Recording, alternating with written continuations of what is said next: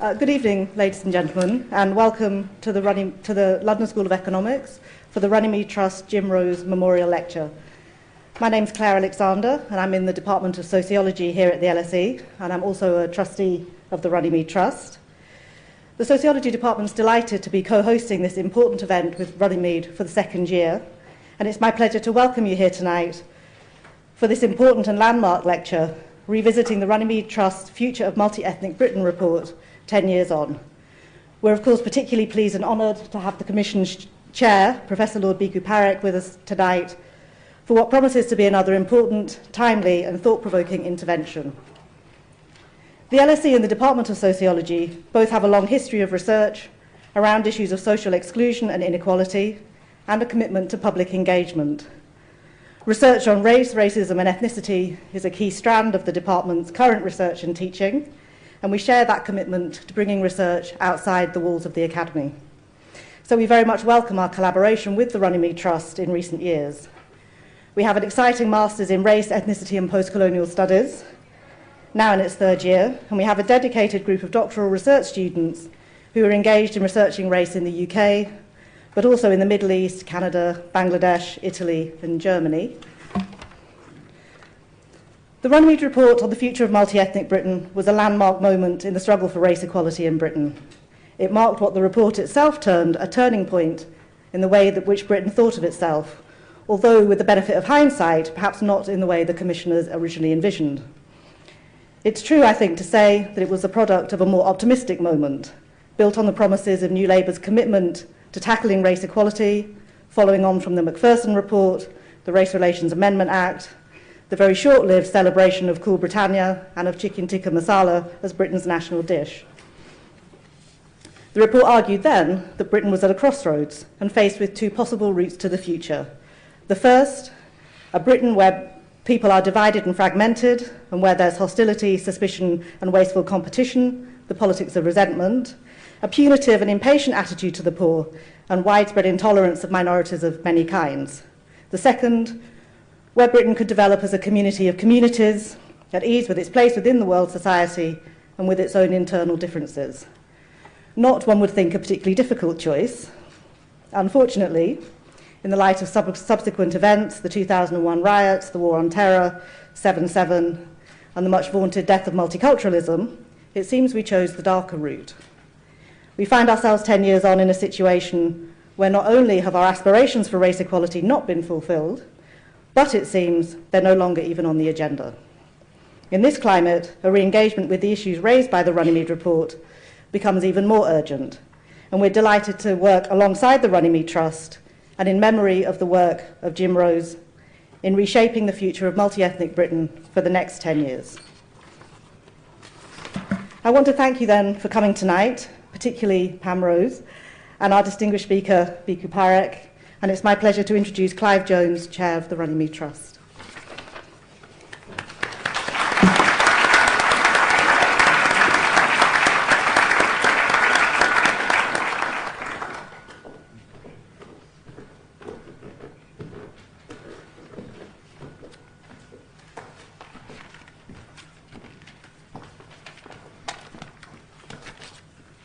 Thank you, Claire, and thank you, LSE, for again providing us with this magnificent lecture hall. I did my first degree here in the 1960s, and this old theatre brings back a lot of memories of fevered debate and student protest, something which delightfully seems to be back in fashion with our new coalition government. Ladies and gentlemen, High Commissioner, welcome to the 5th Jim Rose Memorial Lecture. The Runnymede Trust holds this lecture every 2 years in honour of Jim, one of our founding fathers and our chair for 10 years from 1980.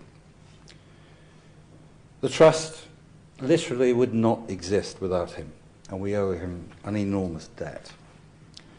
A Bletchley Park intelligence officer, journalist, publisher, a writer, a campaigner, he's one of those truly unusual men who crammed 3 or 4 careers into one long life, yet always found time to care for his family, his innumerable friends, and for the causes and organisations he was passionate about. And among those, fortunately for us, unfortunately for this country, were equality, and Runnymede. Jim's widow Pam and his daughter Emma are here with us in the audience tonight, and again it's a delight to welcome you here both. But let me now introduce you to our distinguished lecturer, and our distinguished lecturer, Lord Bhikhu Parekh. Born in India, Bhikhu was admitted to the University of Bombay at the tender age of 15. After his time in Bombay, he came to London University and is now a professor of political philosophy at the University of Westminster. The author of innumerable books, Lord Parekh has also received many awards throughout his career. The Sir Isaiah Berlin Prize for a lifetime contribution to political philosophy by the Political Studies Association, the Distinguished Global Thinker Award by the India International Centre Delhi, BBC's Special Lifetime Achievement Award, the Independence Prize from the Campaign for Democracy, the Profasi Bharataya Samman, and the Padma Bhushan in 2007. He holds 20 honorary doctorates. I don't have one. And in 2007, he delivered the annual lecture of the UK Gandhi Foundation, of which he is a patron. And until recently, he was the Centennial Professor here at the LSE. He's been a visiting professor at several universities, including McGill, Harvard, Pennsylvania, Barcelona, Paris, and Vienna. And he was Vice-Chancellor of the University of Baroda from 1981 to 1984. And of course, he was appointed a life peer in 2000. Lord Baron Parekh of Kingston upon Hull in the East Riding of Yorkshire. As Claire has indicated, he was chair of the Runnymede Commission on the Future of Multi-Ethnic Britain from 1998 until this enormously influential report was published 2 years later, in the year 2000. Tonight, a decade later, 10 years on, he's going to reflect on that report and consider the key issues he and his fellow commissioners identified then in the context of austerity Britain in 2010. Hold on to your hats. This is going to be illuminating, informative, funny, and never more relevant. Ladies and gentlemen, Lord Parekh.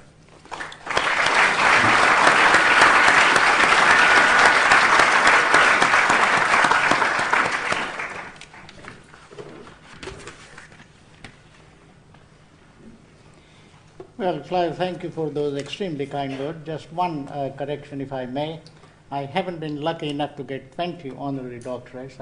I'm stuck at 12, and maybe you might be able to persuade 8 universities to make your prediction come true. It's a great honor to be invited by the Runnymede Trust to deliver the Jim Rose Memorial Lecture.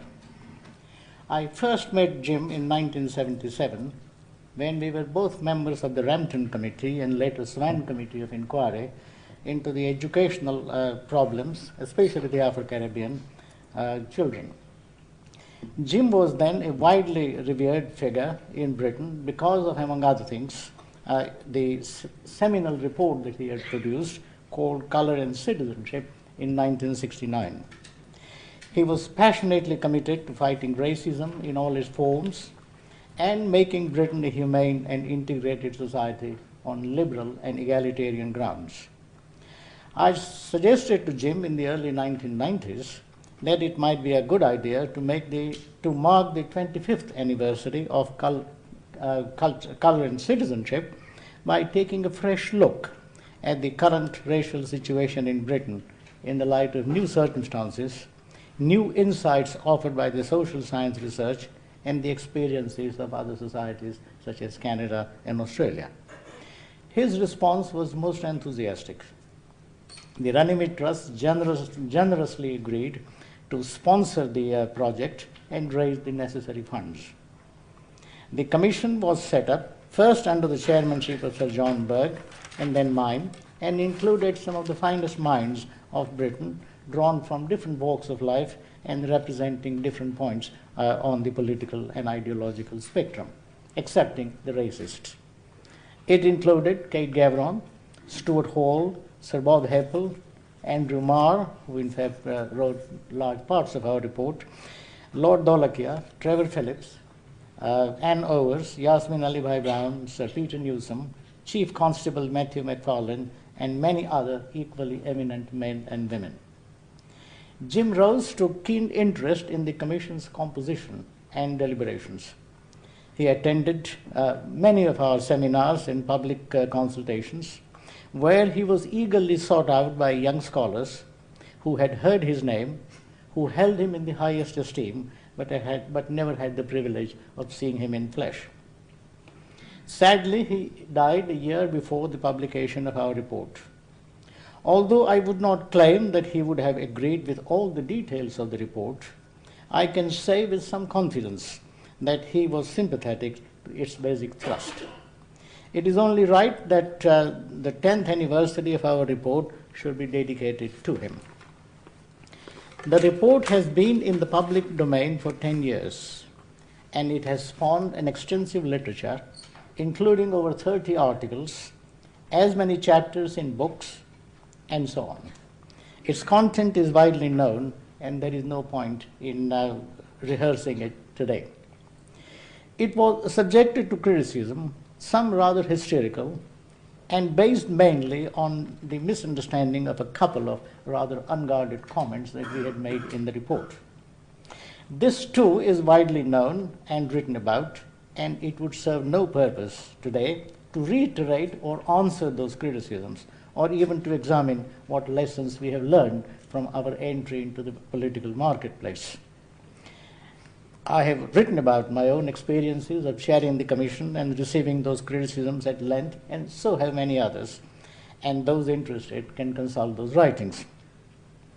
I thought the best way to mark the 10th anniversary of the report and to honor the memory of a remarkable man, Jim Rose, and the excellent work of the Runnymede Trust would be to do the following: to explore some of the big questions that are beginning to appear on the public agenda today, so far as the multi-ethnic Britain is concerned, and what would need to be, and these questions which would need to be examined by a future sequel to our report.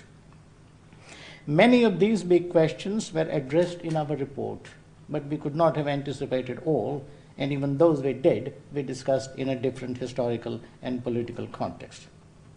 I wish to explore some of these issues today in some length, bearing in mind what we had said in our report, but also going beyond that.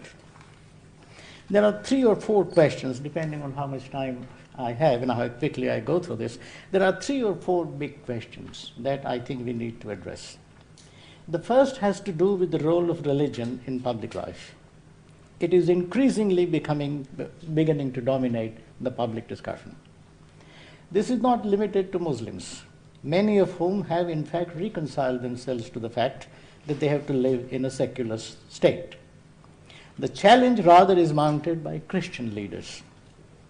You will recall that 35 senior figures of the Church of England, the Catholic Church, and other denominations issued what they called a Declaration of Conscience about a year or so ago.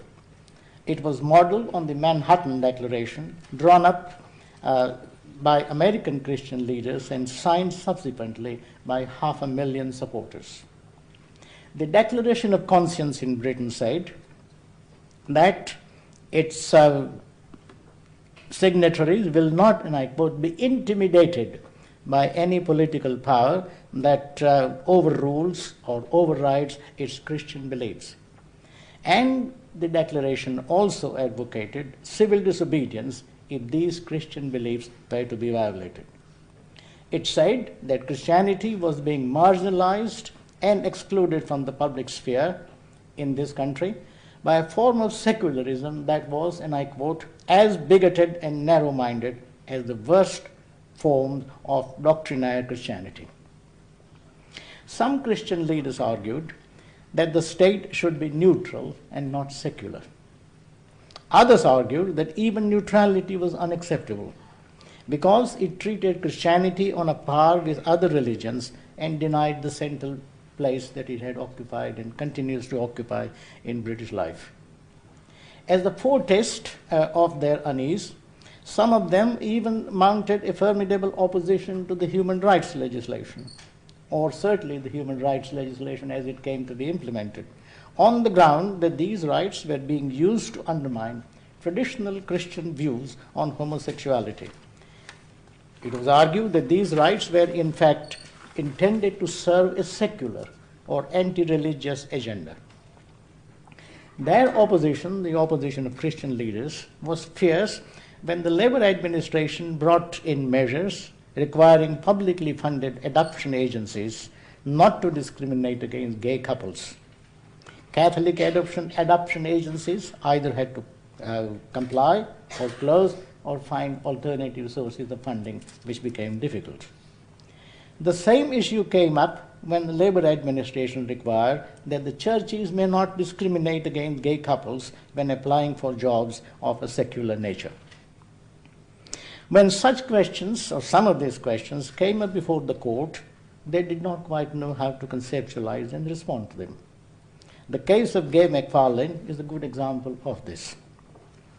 He was a marriage guidance counselor of strong religious beliefs and refused to administer sex therapy to homosexual couples. He was sacked and he appealed to the Employment Appeal Tribunal, which upheld the lower court's judgment. His appeal he appealed against the Employment Appeal Tribunal, and the matter was discussed by Lord Justice Laws and dismissed. His appeal was dismissed on the ground that his religious beliefs were purely, and I quote, subjective, and bound no one other than him and others of his belief. Lord Justice Laws said that to enforce this belief would amount to theocracy, which had no place in Britain. This was a strange piece of reasoning because all moral beliefs are in some sense subjective, including those of conscientious objectors, which we nevertheless respect. In response to this judgment, Lord Carey, the retired Archbishop of Canterbury and others, demanded that in future, religious matters should be tried by religiously sensitive judges and not by all and sundry. We know where that's likely to lead. So this is one important question. The way in which religion has increasingly begun to appear and certainly to dominate some areas of our public life. And it raises all kinds of questions. But before I turn to that, my fear is that the Prime Minister's big society is also likely to see the resurgence of religion in Britain. As he offloads the welfare state, voluntary bodies would need to step in to do the required work, and churches will be at the forefront of these voluntary bodies. And that is going to involve a very complicated formal and informal relationship between the state and religion. Now this raises a large number of questions. What is a religious belief? Are we right to privilege religious beliefs in a way that we do? If somebody said this was his sincerely or deeply held religious beliefs, does that put belief beyond rational scrutiny and criticism? And does it enjoin an obligation on the part of the state to defer to it or to respect it in some way? At a different level, should we allow religious arguments or religious form of reasoning on secular issues, such as assisted suicide? What kind of secular state do we need which can respect and accommodate religion without losing its fundamental secular character? Do we need a new historical settlement between state and religion to replace the earlier one between the state and church, and which is already in place? So these are some of the questions we are going to have to face in the next 5 years or 10 years. The second question has to do with the best way to balance the demands of social cohesion and those of respect for cultural diversity. Britain needs to be a reasonably cohesive society if it is to be stable and sustain its democratic institutions and the welfare state. At the same time, it's a multicultural society in the sense that its citizens take different views on the good life, on intergender relations, on legitimate forms of sexual fulfillment, structure of the family, and a number of other issues. These differences often have cultural origins, and are bound up with the cultural identity of their bearers. Human beings, now I want to argue that cultural identity, certainly within certain limits, deserves to be respected for several reasons. Human beings are not only generic beings or members of the human species, but they are also culturally embedded and heirs to particular cultural and religious traditions which act as a moral compass in their lives and as sources of meaning and significance. Not that these cultures not that they are imprisoned within their culture and cannot revise and reject it, but rather than even when they reject it, they do so by embracing another and cannot live in a transcendental culture-free realm altogether. Given the fact that human beings are both cultural and human, respect for them requires respect both for their humanity and for the culture within which they are embedded. There are also other reasons for respecting people's cultural identity. Cultural identity adds to the richness of collective life, expands our range of choices, expands the range of imagination by generating new ideas and new insights into our common problems. Respecting cultural identity also makes people feel valued, removes or attenuates their sense of anxiety, and both nurtures their sense of commitment to the wider society and facilitates their integration into it. This means that both social cohesion and cultural differences, both unity and diversity, make claims on us. We need unity in society, but not of a kind that suppresses or mocks identity, because such unity will remain inherently fragile. And equally, we should value diversity, but not of a kind or in a manner that undermines or weakens unity, because an unstable and insecure society lacks the confidence to respect and live with differences. We discussed this question of balancing unity and diversity at length in our report. This is how we formulated the problem. How can we create a Britain in which the spirit of civic partnership, shared identity and common belonging goes hand in hand with respect for diversity? Or, in another formulation, we said, is it possible to reimagine Britain as a nation in a multicultural way? I am convinced that the answer that we gave in the report is substantially correct. And I want to go through some of the points that we made in the report and which I will be prepared to defend. Our answer to the question, how can we imagine Britain as a nation in a multicultural way, was as follows. Over the centuries, Britain has developed a democratic structure and is held together by allegiance to its legal and political institutions. These institutions make it the kind of country it is and constitutes its focus, the focus of its collective life. Basic loyalty to Britain, or at least acceptance of these institutions, is the sine qua non of citizenship and constitutes a basic obligation on all its citizens. There are certain values which have long been or have increasingly become an integral part of British society. These values are normatively binding, not because they are ours, because many of our values on critical reflection might turn out to be discriminatory or unacceptable. These values that obtain are normatively binding because we can give good reasons for them. And we can show why these values should be respected by all, or if not by all, certainly why we have decided to respect them in our society. These include such values as mutual respect, tolerance, peaceful resolution of differences, equality of human worth, racial and gender equality, and individual liberty and free speech. These values help us decide the range of permissible diversity. Those practices of the minority communities or even the majority community that violate them are suspect. And depending on the gravity of their violation of these values, they might be discouraged or even banned altogether. For example, arranged marriages are allowed, but not forced marriages. because they violate the important value of individual equality and liberty. The permissible range of diversity also informs the application of common laws and values. For example, no marriage is valid if it is entered into under duress. But what is duress? What constitutes duress in one cultural community might not be so in another.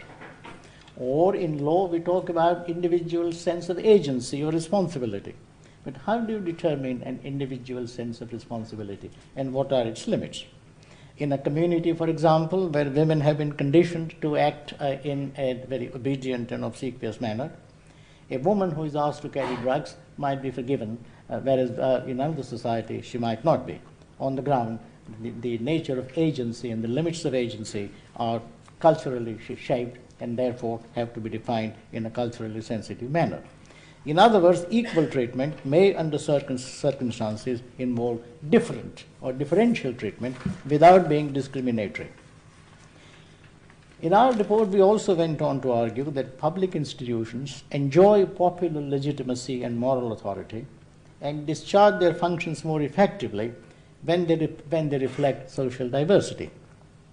Minority presence in public institutions is important, not for its own sake, but because it enables them to identify with those institutions and allows those institutions to represent a wide variety of views and experiences. Therefore, for example, it is right that political parties, civil service, parliament, the judiciary need to examine their procedure, their language, their assumptions to see if they contain biases that might work against certain groups. We saw that recently when the number of MPs, standing at 13 in 1997, just before our report was written, rose to 27 in 2010. Simply because political parties, especially the conservatives, began to look at their procedures and decided to revise them because they were found to be prejudicial to the minorities. The plurality of, this is the vision of Britain that we advocated, recognition of cultural differences and political space being opened up to accommodate minorities and to enable them to interact with each other and with a wider society. This pluralist or multicultural vision of Britain has a liberal thrust, but it also widens and deepens liberalism so as to make it more hospitable to cultural differences than has traditionally been the case. Multiculturalism, as we defined it, and here we enter into controversial territories, but that's exactly what I want to do, because the report was intended to be controversial. Multiculturalism, as we defined and explained in the report, which is what I have just outlined, is not open to the criticism that have frequently or that are being frequently made of it. It does not, for example, imply cultural relativism or an attitude of moral laissez-faire or anything goes in the name of culture, because it recognizes the constraints of common values that each culture should meet. It doesn't imply cultural ghettoization either. It doesn't mean that each culture lives within its own bounds. Rather, it encourages intercultural dialogue and seeks to foster a climate in which every cultural community feels relaxed and confident enough to interact with others and help evolve a rich and internally differentiated common culture. Again, multiculturalism does not mean fragmentation of society. In fact, the opposite, because the idea behind is to ease the transition of minority or diffident cultures and facilitate their integration into the wider society. Nor is multiculturalism excessively preoccupied or obsessed with culture, or cultural issues, because we need equality of opportunity and equality of life chances if different cultural communities are going to engage in equal interaction and help redefine their common identity. This view of multiculturalism that we outlined in the report is not our invention, or is not a matter of what philosophers call stipulative definition.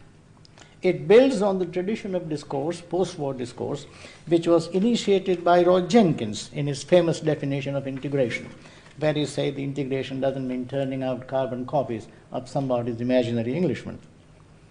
This view of multiculturalism was also explored and defended more fully by Lord Swan in his appropriately titled report called Education for All. It is also in consonance with our own practices, such as involving all major religious communities in national ceremonies and events, or as reflected in Prince Charles's remark that if he became king, he wished to be defender of faith rather than the faith. I want to maintain that multiculturalism understood in this way has served Britain well. It has reassured minorities that they need not fear aggressive cultural assimilation. And it has averted the siege mentality amongst minorities that their French counterparts have felt. It has also at the same time reassured the majority community that it need not fear loss of its historically inherited identity or its control over its own affairs. It has also led to greater cultural sensitivity, and that has improved the language of public discourse. In France, for example, even now its immigrants are often told, go back to your country. Or in Germany, you would have seen recently Mesut Ozil, who was a star soccer player in the German team which won. Even when he's integrated, he is referred to quite often as a plastic German. That is a manufactured German, not the authentic original German, because he was not born of German parents. This kind of language, I suggest, would be unthinkable in today's Britain. And we need to ask how and why that kind of cultural sensitivity has developed. Or even taking an example from our own country. But 25 years ago, it was quite common for politicians, especially the likes of Mrs. Thatcher, to talk about our kith and kin abroad, meaning our kith and kin in Australia and New Zealand. That too would sound very strange and bizarre today, and we need to ask why. What has changed such that the idea of referring to our kith and kin in Australia or New Zealand would sound utterly improper without anyone having legislated against it? Having learned to respect our own minorities and cultures settled in our midst, we have also become more sensitive to other societies in our globalizing multicultural world, and we display less of the old imperial hubris. David Cameron, when he went to India in his speech, and the High Commissioner would correct me if I am wrong, said, I have come to this country in great humility, in the spirit of wanting to learn. What he learned, I am not sure, but the whole language would have been unthinkable. And the same sort of thing he said more recently in during his visit to China. I would even, therefore, be tempted to conclude that our multiculturalism, as we have defined it in our report, has improved not only our cuisine and our arts and literature, but also our manners and to some extent our morals or moral attitudes. Now, as I said earlier, multiculturalism involves balancing diversity and commonality, such that diversity facilitates integration and comes to be cherished as our collective moral and cultural capital. Now, that balance is not always easy to strike. Sometimes there is a tendency to go too far in one direction or the other, and that has happened with us too. Sometimes we have gone too far in the direction of diversity, panicked, and swung to the other extreme. Sometimes we did the opposite. We insisted on conformity where it was not necessary. Protests came, and we swung back to a more balanced position. This is an inevitable part of the process of learning how to strike a right balance. Nations learn as do individuals. After all, this is a new experience in human history for all societies, because all societies are multicultural, and they all need to find ways of reconciling these two conflicting demands. And occasional mistakes are bound to occur. But the answer lies not in rejecting multiculturalism, because there is simply no moral or political alternative. The answer lies rather in finding a better way of balancing the demands of unity and diversity. Because the only alternative that I can think of is the French model. And so that's not viable, as the French themselves are beginning to realize. And if pushed too far, it can lead to a situation where you can't wear a hijab or a burqa on the bus or in the public square or when you are shopping. That is the logic of that kind of argument. Angela Merkel recently said that multiculturalism had failed in Germany. And when I looked at her speech and asked myself what is the evidence on which it is based, I found that she was pointing to two things. First, that the Turkish immigrants are not learning German. Well, I've asked myself what that has got to do with multiculturalism. Because in all educational institutions, it is to be expected that people would learn the local language. And she also said, secondly, that multiculturalism has failed because it had led to ghettos. But the ghettos didn't arise simply because people were multicultural. Ghettos arose because of economic disadvantages. In Britain also, I think there is a tendency to blame multiculturalism for all kinds of things. Some genuine, because they point out to certain mistakes that we have occasionally made in going too far in the direction of diversity. But I cannot see, as I said earlier, any kind of alternative to the need to balance appropriately the demands of diversity and unity. Sometimes we are told, and this brings me to my third issue that is coming up in Britain, has to do with the problems of terrorism. Now, this is a difficult issue, and I want to deal with it only insofar as it is associated with some form of multiculturalism. Terrorism of a small group of young Muslims needs to be placed in a social and cultural context. Young Muslims underachieve educationally and are among the poorest. Over half of them live in areas with the most deprived housing conditions, compared to 20% of the total population, and their unemployment rate is twice the national average. Nearly 70% of Muslim children live in poverty and receive state support, and some 36% of them leave school without qualifications. These socioeconomic disadvantages are compounded by the experiences of discrimination and marginalization. Young Muslims are also alienated from their parental culture, which they either do not understand or find conservative, backward, restrictive, and not a source of pride. There is often limited emotional intimacy between parents and children, and very little meaningful conversation. Not surprisingly, many parents and elderly family members admit ignorance of what their younger members are thinking or feeling or doing, as was confirmed in the case of some of those involved in the London terrorist attacks in July 2005. So, detached from their parental and British cultures, alienated young Muslims tend to form their own groups based on a shared subculture of defiance and victimhood.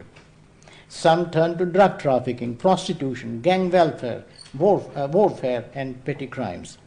It is striking that young Muslims form 9% of the prison population, which is considerably higher than amongst their white counterparts.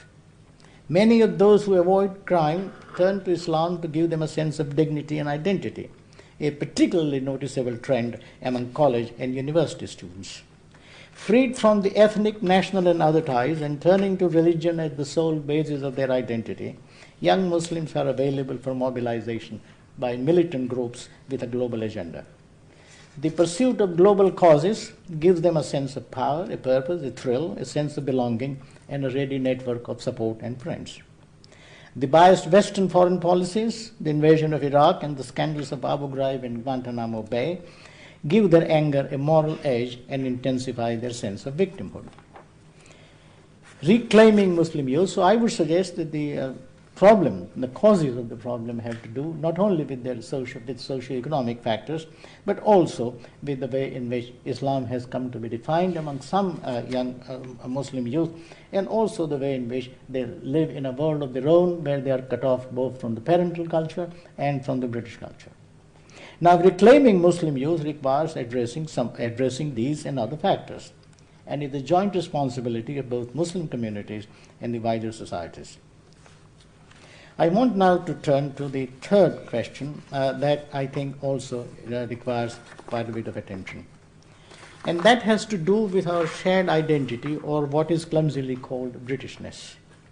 The Prime Minister put the point well when he said in the recent speech, and I quote, "Just as Britons change, so subtly will Britishness." When outsiders come to settle in a country, the identity of that country can no longer remain the same. It needs to be redefined so as to accommodate others. This is never a smooth process.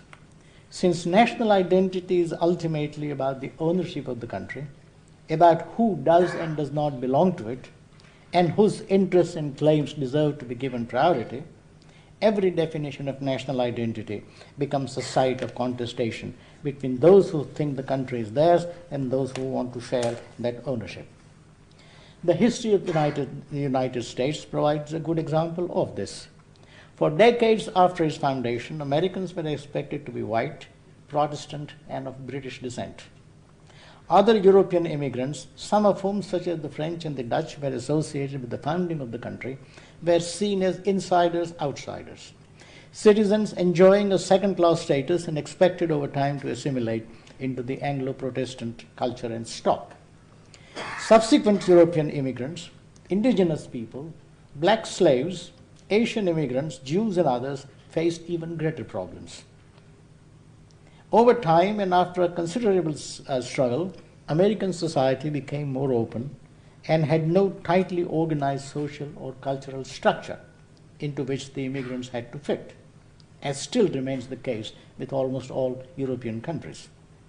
The American identity over time lost its narrow racial and cultural associations and became available to all its citizens. An American can now be white, black, or yellow, Protestant, Catholic, or Hindu, native born or a recent arrival, and does not have to speak with a standard accent. Black, Asian, and newly naturalized immigrants have no hesitation in identifying themselves as Americans, and neither their fellow citizens nor outsiders are in the least puzzled by such claims.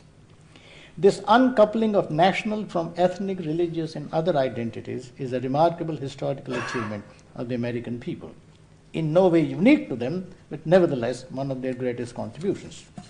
Something similar is happening in Britain, slowly but surely. Historically, Britain had distinct ethnic, racial, and religious associations. It was equated with England, whiteness, and Christianity. All three are now being challenged, and increasingly they are beginning to appreciate that Britain is multinational, multi-religious, and multicultural. Devolution has highlighted and institutionalized Britain's internal national diversity. Race, which mattered much until the 1990s and had become quite important in defining Britishness, doesn't matter as much as it once did. Religion, especially Islam, is still seen as alien and threatening, but that too should go the way of race. Britain now evokes the multicultural images of mosques and temples, elderly gentlemen walking with children to Friday prayers in response to the call of the muezzin, Diwali celebrations in public squares, the noisy multi-ethnic streets of big cities, spicy food, saris, and steel bands, as well as many hybrid images reflecting intercultural experimentation. British identity is capacious and heterogeneous enough to allow its different communities and religions and regions to find their representation in it. This makes it easier for minorities and others to take ownership of Britain and build common bonds with each other. A similar process also occurs in relation to national symbols, how they get pluralized and become a collective property of all Britons, irrespective of race or culture or religion. In the mid-1980s, racist groups in Britain flaunted the national flag at their meetings and sought to make it an exclusive symbol of white Britain. Not surprisingly, the ethnic minorities found it difficult to relate to the national flag, and some even felt threatened by it. Over time, many of them began to reclaim the flag by displaying it on ethnic and multi-ethnic occasions. This became particularly evident at the Sydney Olympics in 2000 and was reinforced at the Athens Olympics 4 years later, when the medal-winning black athletes did the lap of honor draped in the Union Jack. Their action had a double meaning, which was not lost on the British public. The black athletes were saying that they belonged to Britain and were proud to do so. but they were also saying that Britain belonged to them as well, that they were its equal citizens, and that the flag and the national anthem symbolized them as much as the rest of their fellow citizens. In other words, as immigrants come to be accepted as part of a country's national identity, the country looks at its past and constructs its historical narratives from a multicultural perspective. New facts are discovered, and the familiar ones are seen in new light. In Britain, for example, it is now widely accepted, something that wouldn't have been accepted 100 years ago, that black people have been here since Roman times, that after the abolition of slavery in 1833, they married local women, and a sizable section of the country's population is a product of this. It is also being appreciated more and more that Muslims and Indians have been a significant presence for at least 3 centuries, and that there was a Muslim peer in the House of Lords as early as 1889. In short, what I am suggesting is that national story comes to be retold, the national narrative comes to be redefined. The way in which the history is written undergoes profound changes. And it's very striking that as people come to be accepted, and as we tend to define national identity in the present in this broad, capacious, multicultural manner, we begin to see our own past very differently. And the past begins to look multicultural, which is why it's hardly surprising that almost all public leaders, from Gordon Brown and now Michael Gove and David Cameron, all of them talk about our mongrel nation or mongrel identity, something that would have frightened the daylight out of the Victorians, that it has almost become a matter of pride that we have been multicultural or multi-ethnic.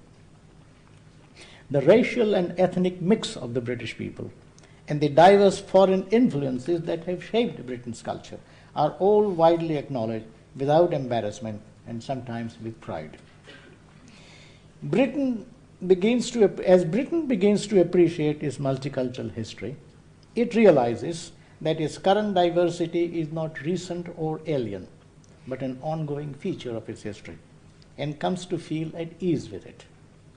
For their part, minorities appreciate that the country has known many like them in the past, and that they too will one day become a valued part of the country. This brings the two together on a shared common space of a shared definition of national identity. Britishness, in other words, is an ongoing historical project. It is about defining ourselves in such a way that we see ourselves as part of a single community. The project cannot be driven or manipulated from above. It is the work of British citizens, conducted informally in countless daily encounters through the medium of democratic dialogue and democratic choices. It is not about a checklist of values, the kind of thing that Gordon Brown used to talk about. These are our values, and to be British, you must share those values. It is not about a checklist of values, but rather about recognizing that we share common interest and common fate, and that a common life that we intend to build must be based on and recognize both our differences and our shared ideals. In many of the discussions of national identity, its local roots are often forgotten, and I want to make a couple of remarks about it. We live in Britain, but we also live in a particular spot in Britain, such as Bradford or London or Manchester. Much of our life is lived locally and has a local character. National identity is built on the foundation of local identity. It is striking that those young Muslims who say that they do not feel British also say that they cannot imagine themselves living outside Bradford or Birmingham. Local identities are generally more open and more loosely scripted than the national identity. Britishness immediately evokes historical memories of empire and lots of other things. London or Bradford doesn't. Britishness has cultural associations like race or religion or whatever, which requires a great deal of effort to remove. Local identity has no such cultural associations. London belongs to all its residents and has no religious, racial, cultural, or other associations. And it has no other identity than what the Londoners choose to give it through their patterns of interaction. The local identity is more easily accepted and is less contentious than the national or British identity. It has therefore a great role to play in sustaining a multicultural society, a greater role than is generally recognized by the theorists of the nation state. I think it's very important to bear in mind, it's not fully appreciated, that a culturally homogeneous society, which is what underpins the nation state, generally focuses on the nation state and the national identity. In a multicultural society, the logic points in a different direction. While central identity has a role to play, local identities become extremely important, and national and local identities need to be integrated and go together. Let me conclude. So far as the present of the multi-ethnic Britain is concerned, we have made considerable progress in some areas and not much in others. The future of the multi-ethnic Britain depends on three things: our ability to consolidate and build on the progress we have made, our ability to tackle areas of life where we have been negligent, where we haven't made much progress, and finally our sensitivity to new problems that, as I said, are beginning to appear on the horizon, and our ability to confront them with requisite clarity. If the past is any guide, we can be cautiously optimistic on all three counts. I might be proved wrong, but pessimism is not a luxury that is permitted either to those of us who are politically active or those of us who are academics and intend to believe that the future lies with us and is a matter of our control. So thank you very much, and I'll be very happy to answer questions.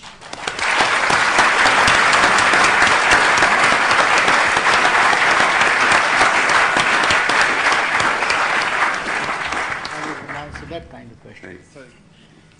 What keeps you going? I think partly self-interest, because I live in this country, I have children and grandchildren. I want to make sure that this society is reasonably stable and safe for them. And partly the kind of moral commitment one has to the kind of world one would like to see. But I think you have something deeper in mind, have you? No, I think that given that a lot of people here are interested in fighting for race equality, just hearing kind of what keeps you going, keeps that those ideas at the forefront of your mind is useful. Well, look, I haven't given as much of my life or as much of my energy to the cause of race equality as I should and could have, because one has other demands and you have to allocate your resources as fits in with your expectations of life. But in my case, I think it's partly simply as somebody who stands for certain values. I think one wants to see a society in which those values are realized. And that would be a simple, moral, rather preachy kind of answer, but that's the sort of answer I give. Okay. So turning to the audience, some questions. Let's take some questions upstairs first. In the front here. Yeah. Hello, Bhikhu, it's Veda here. Perhaps a delicate question, given that Trevor Phillips was one of the commissioners on the Commission on Multi-Ethnic Britain. But I wondered, what's your response to Trevor Phillips' comment a couple of years ago that multiculturalism is dead? We'll take a couple more. Maybe just next to you in the front here. Mark Wadsworth, editor of thelatest.com, and I'm glad you tackled the issue of Muslim youth alienation. We didn't talk about young African Caribbeans shooting each other.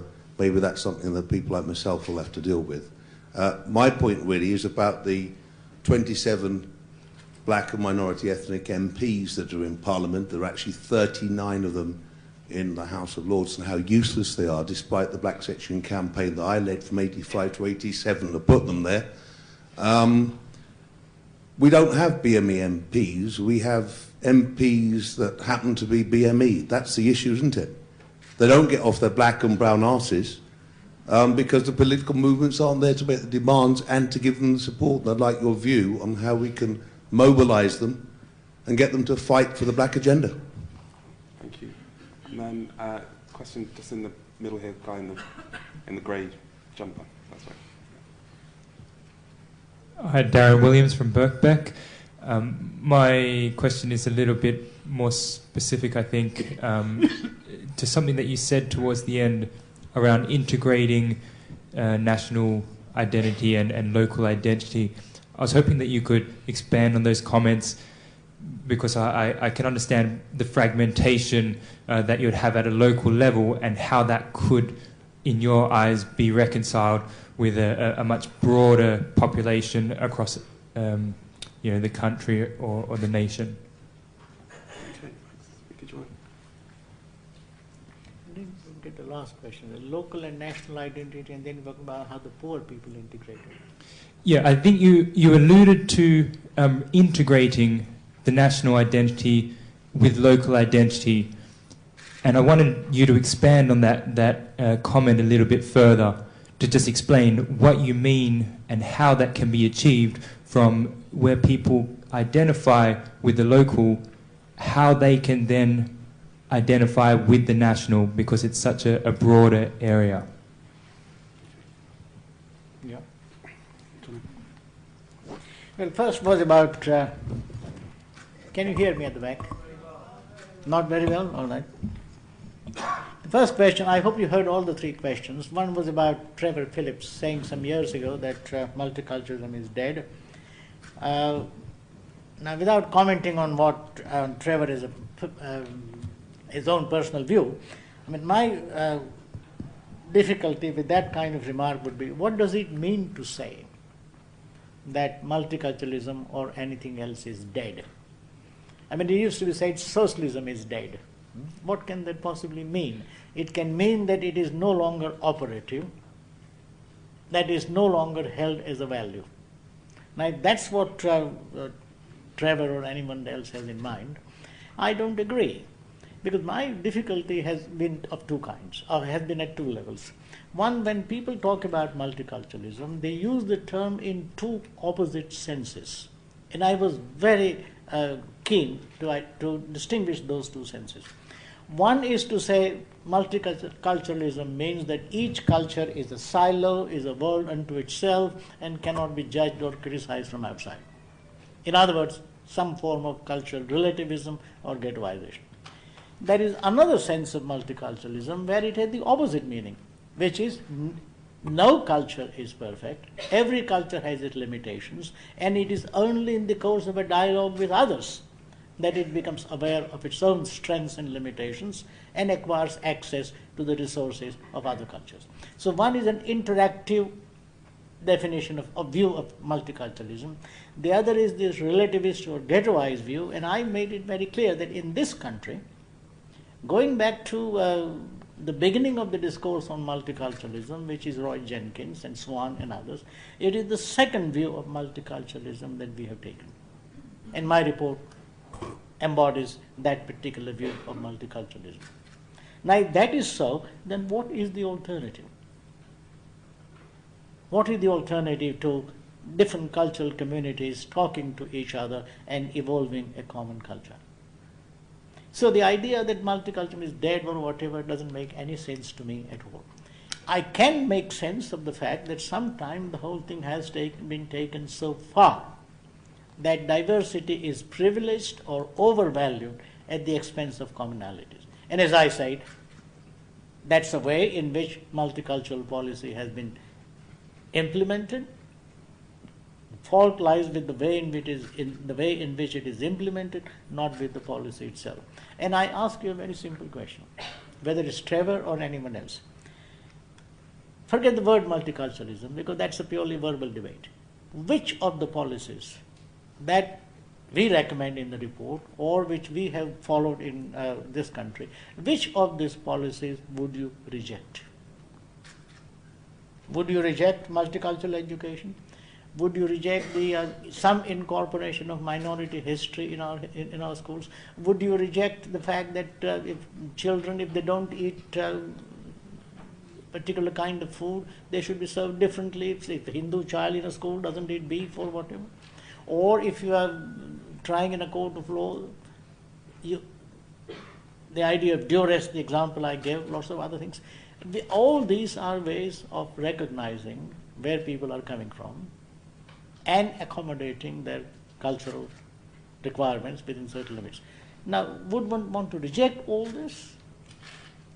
My own feeling is generally that those who say multicultural means dead are simply saying the word multiculturalism is boo, we are not going to use it, but if you look at the content of what they are recommending, by and large, they would end up recommending the same set of policies as the multiculturalists.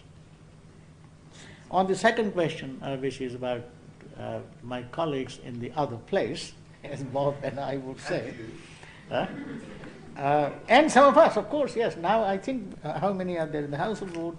With the new appointments, we are 43. 43. 10 are Muslims. Now, your question is whether it's in the House of Commons or in the House of Lords, are we making any difference? That's the question, because there's many sides.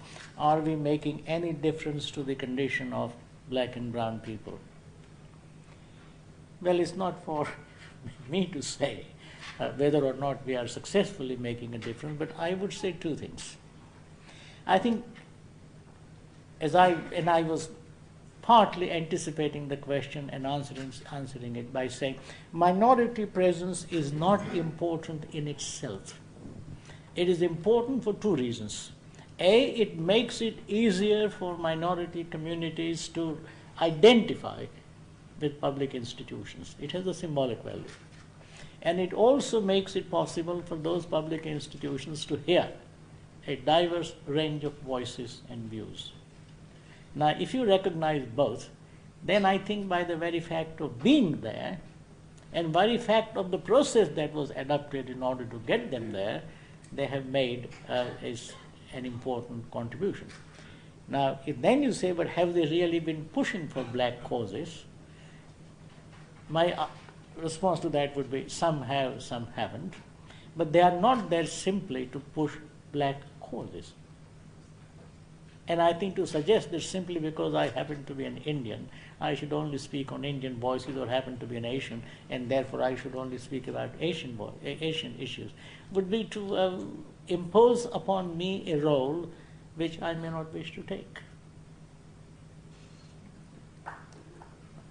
And on the third question was local and civic identity. I mean, that's a complex question. And what I'm suggesting is this. You see, when we talk about I'm British, what is the logic of that statement? At one level, I'm saying I belong to this country, I live here, and I owe allegiance to Britain and its authority. Fine. But at the same time, Britain is not a homogeneous space. There is a particular spot within Britain which I occupy, and from the prism of which I look at Britain. In my case, I live in Hull. There are other people who live in other areas. They were born there, they were raised there. And therefore, they relate to Britain through the medium of their locality, the city in which they live. And what I am suggesting is that when we talk about national identity, we shouldn't simply think of making an unmediated leap from who I am to the country. There is also this mediating factor of local identity. And that local identity should be nurtured because it's the default position. And that's very important. I don't think we fully appreciate what consequences it has. It is perfectly possible for someone to say, look, Britain is involved in disastrous foreign policy, I don't like it, whatever. But at the same time, one would say, but there is a spot within Britain where I belong, which matters to me, which is my home, which is where my parents live, my children are going to live, and I am attached to it. Therefore, I would not want any kind of harm to be done to Britain. Not because I care for Britain per se, but because I care for this spot. And this came out very strongly when many young Germans were interviewed in Frankfurt. They say, the Germans have treated us very badly, we are alienated from German society, they call us plastic Germans or whatever. But Frankfurt, oh, that's my home. I can't imagine myself living outside. Now, how you can make that conceptual dislocation is important. And we need to recognize that. That's the point I'm making. That recognize civic identity, if not as a building block of national identity, at least recognize it as a default position which can help a country in relation to people who feel alienated from the country at large. Thanks, Bhikhu. There's just some questions from this floor now. There's a question at the back there, and then we take the next question over here. My name is Cathy Baldwin. I'm a social anthropologist from the University of Oxford, and I've got two brief questions. The first one is that you mentioned that commonalities in public and political spheres in Britain should be defined not by common values but by common interests and common fate. I wondered who should be defining what those comprised of. It seems to me there's a power issue. And my second question was, I've just completed 2 years of research in Swindon looking at people from the English second-generation Polish and second-generation Indian Sikh communities and the way that they feel about notions of identity, community and belonging at all levels. And you mentioned that in places like London, Bradford and Manchester, which are known for having a large visible ethnic minority population, that ethnic minority members had a strong sense of local identity. My findings in Swindon were the complete opposite. It's a regional town with a much smaller visible and non-visible ethnic minority population makeup. The British Sikhs that I worked with, for them, the strongest articulation of identity was either British Asian, British Sikh or Indian. So that's an identity with a national and an ethnic component. And amongst second-generation Polish people, their strongest sense of identity was Polish. English people, Poles and Sikhs, all acknowledged that there was a Swindonian identity widely talked about in the town, but my Polish and Sikh informants weren't remotely interested in it and didn't relate to it at all. So their identity articulations were much more at the national level. I wondered how that tied in with your finding. There's a question just here in the back. I lost the second question that she was asking. Namaste, Bhikhuji. Thank you for a wonderful talk. It's Itesh Sachdev from SOAS. I just have a question about British identities. If British identity is multi-ethnic or multicultural, what about English, Scottish, Northern Irish, Welsh? And related to the previous question, if British identity seems to be multicultural in the urban centres, what about rural British identity? Is there another question down there? Just one again at the back there. I'm trying to remember what my question was now. There was like a few things I wanted to say. I was just interested, you talked about balance. I was interested what you thought some of the processes were that you've noted that create that balance, and what is the nature of the dialogue that you mentioned as well? What do you see that as the conditions for dialogue to possibly create that? Thank you. Was it just another question here? And then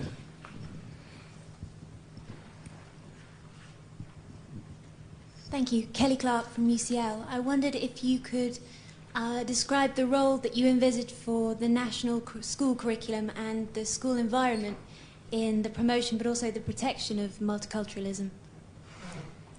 School curriculum? yeah, school curriculum and school environment for multiculturalism. Let's take a couple more. Just, we'll take maybe one more round. So do you want to? Yeah, sure. Do you want to answer those? Oh, you want me to answer? Yeah, if you answer those, then we'll take one more round. Right, I'll be very brief, simply because I would love to hear some more comments and questions. Common values, common interest. I'm not quite sure what it is that the questioner had in mind. By how successful?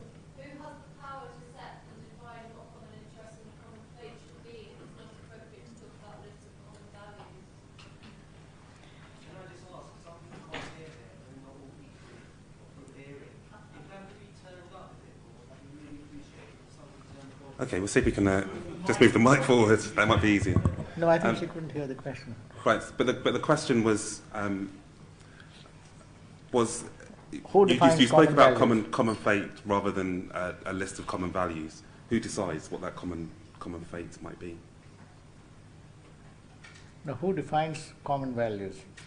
Is that right? Very briefly.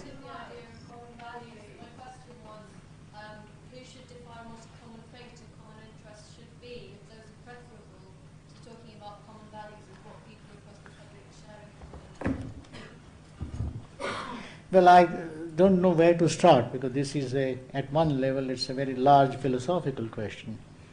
And I have answered it in my work in the following way. A society doesn't exist in a vacuum. It has a certain character. It has a certain moral identity, fuzzy, but nevertheless some kind of moral identity.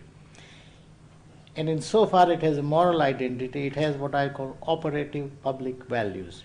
Those values in terms of which it conducts its affairs and which are embodied in its institutional practices. That is the starting point. We don't start with tabula rasa. We start with those values that are there.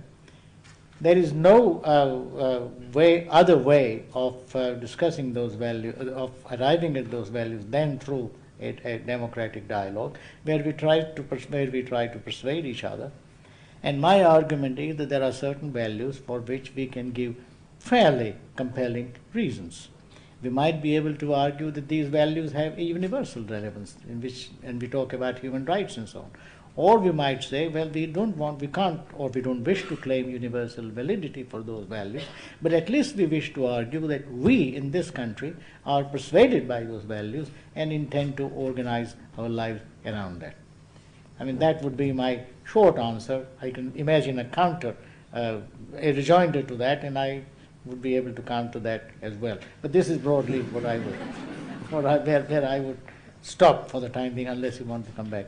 On the question of British identity and rural areas and so on, again, one can handle it at various levels.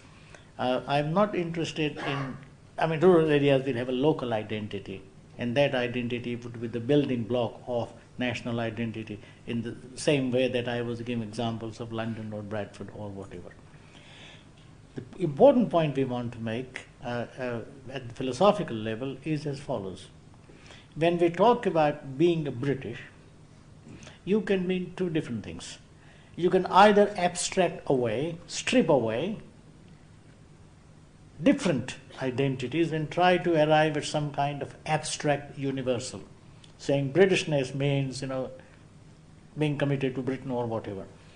Or you can recognize it as what Hegel would call, and I hope I can use that name in this gathering, a concrete universal, where identity is not abstracted away from differences, but incorporates those differences within itself.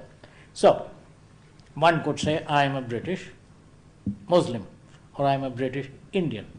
This would mean that I define Britishness in such a way that it leaves enough space for my Indian identity. You might call it hyphenated identity or whatever. In Britain, we don't very much talk in terms of hyphenated identities, but we embody this hyphen into the concept of Britishness itself, so that I'm British, but at the same time, the Britishness is so capacious as to include the Scots, the Welsh, the Indians, the Hindus and Muslims and so on. There was one question about school curriculum. I think I have missed one or two other questions. But there was school curriculum. Again, I don't know where to start because I wasn't talking about it. We have a long chapter in the report, and some of us have written about multicultural education. Now, is that what the questioner wanted me to answer? Well, where does one start? I would say two things. First of all, multicultural education is not just about curriculum. It is about the kind of ethos you create in the school. So that once you enter the school, you already imbibe a certain atmosphere. Atmosphere where diversity is recognized, valued, cherished, and so on. Ethos through the composition of the staff. Ethos through the kind of ceremonies, daily events that take place. This will be one aspect of multicultural education. Content is a small part of it. I'll come to that in a minute, but multicultural in the sense of creating a certain kind of ethos. In terms of content, I wouldn't think of multicultural education as simply kind of Cook's conducted tour of every part of the world.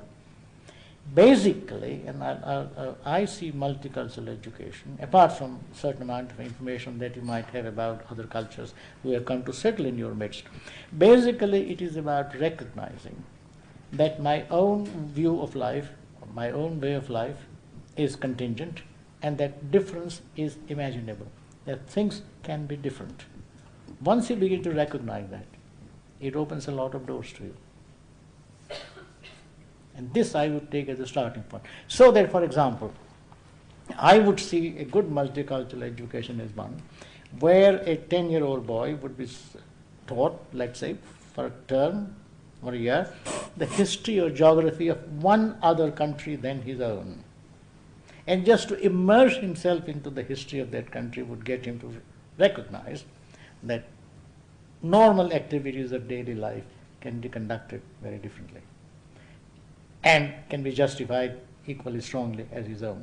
Now this recognition that things can be different and that difference doesn't imply pathology or deviation, the equal recognition of the legitimacy of differences, that to me is the essence of multicultural education. How you achieve it, I mean there are different theories about it, but I would say this is the basic goal. Thank you. I'm conscious that we're going to run out of time if we go for another round. So I suppose what I want to ask you is, published a report 10 years ago. Mm-hmm. The world's moved on. Things have changed. What should be our priorities in the next period during this Parliament, for example? You mean political priorities? Political priorities. What should happen in the next 3-5 years? And what should we be doing about it? You mean me or well, in general? Us. Maybe some suggestions for government. I would want to do two things. I am increasingly beginning to realize, I don't know if the High Commissioner or my good friend Bob would agree, politicians are a very muddled lot. I think their capacity to think in a longer perspective or to define the issues in an intelligent manner is extremely limited. It is from one crisis to another. I mean, if Iraq, I feel very strongly about, but if in any other walk of life, if a politician had handled his business in the same way in which the presidents and prime ministers have handled our foreign policy or Iraq, they would have been sacked. But in politics, you can get away with all kinds of things. So the first thing for me, increasingly I'm beginning to realize as I sit in the Lords and watch what's happening, is how little people have thought through the issues that they are dealing with. They are prisoners of a certain language, which they have inherited. They never step back and ask, is this the language in which I want to formulate the question? Are these the assumptions? What are the assumptions I bring to my subject? Anything that you do, whether it's education policy or whatever. First thing, Bob, therefore, I would want to insist is for us to be able to anticipate large questions that are coming up on the horizon and start thinking about them as deeply as we can. I feel very worried about, as I say, the role of religion, which is coming up in a big way. Nothing to do with Muslims only, Christians. The big society is going to bring religion in a very big way, so that they will function, they will take on more and more of the function. What do we do? Should the secular state enter into partnership with religious institutions? And if these religious institutions then say, we will privilege people of our own faith, as faith schools have done, what would be your response? So the first thing I would want to do is to get some kind of intellectual clarity about the issues. Having done that, then obviously I would think it the job of all of us, concerned citizens, to make sure that certain lines which we recognize as right are fought for. Now, in the field of race, I think there is a lot of work to be done. Claire, in her opening remarks, talked about how far we need to go. I mean, I didn't want to go through that, but initially I thought I would spend the whole lecture, 40-odd minutes that you had given me, taking you through statistics about educational achievements and economic achievements of different groups and who is falling behind and who is not. Then I thought it was PowerPoint, which and I'm technologically illiterate, so I didn't want to use PowerPoint. And it will also be rather too academic and boring. But if one went through all that, you would see that some communities are stuck in a cul-de-sac. We need to identify those communities and ought to be doing something about them. I think we talked about young Muslims and the way in which they feel deeply alienated. Now the question is, what do we need to do? Now, similar sort of problem had appeared in relation to the Afro-Caribbean communities. And there, the supplementary schools, the Afro-Caribbean churches took control of the situation and told parents, rather than depend on the state or society for every problem that we have, how can we take control of our own lives and what should we be doing? So we need to be spending quite a bit of time addressing specific communities and suggesting what they can do to take charge of their own problems, while at the same time addressing the wider society about what it can do. So this is the kind of multi-pronged strategy which would attract me. Great, thank you so much. A great example of being thoughtful about policy. Can we thank Lord Parekh for his contribution to that?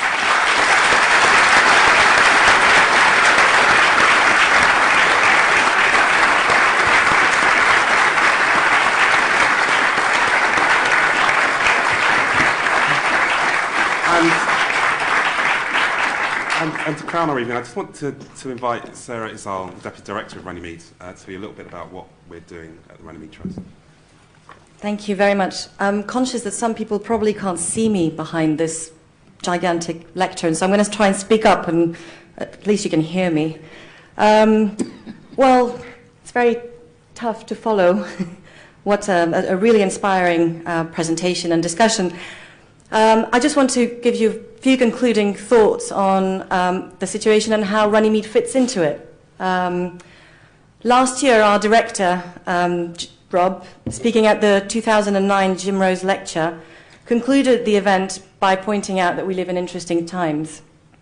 Well, today we not only live in interesting times, we live in challenging ones. Recent arguments on race equality have focused on racism being a problem of the past. I'm sure you're aware of those. That it is given too much focus today, and that inequality is more likely caused by other factors, such as socioeconomic background, class, or sometimes even the cultural choices made by ethnic minority communities themselves. To claim that racism is a thing of the past in Britain would be as ridiculous and factually incorrect as saying that there has been no progress achieved in the last decades regarding the situation of ethnic minorities in our country. However, improvement does not mean that the problem has disappeared. Today, racism is enacted in different ways. It affects people differently, and it requires a response that is more sophisticated and subtle, but no less direct. And Runnymede excels in developing intelligent responses to the problems of racism, continuing its legacy and that of Jim Rose from 1968.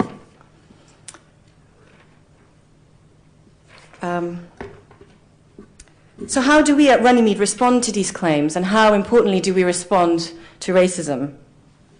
We do that by exposing racism and showing through independent evidence-based research, and that is particularly important, that it continues, that racism continues to affect the daily lives of people. And we are demonstrating just that through our research in the fields of education, financial inclusion, criminal justice, the arts, participation, and European policy. We are making the point that race still matters, and we will keep fighting to keep race equality on the agenda. And we hope that this research will be used not just by ourselves, but also by all of you, to make that point again and again, and to effect policy change in various ways. I just want to give you a few reminders of how and why race matters. I'm sure a lot of you are very familiar with those, but also to tell you what Runnymede is doing to come up with some of the solutions.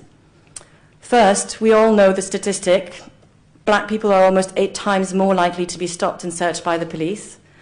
This is why, together with other key organizations across the country, we set up Stopwatch, an action group that aims to reform and improve stop and search practices by the police.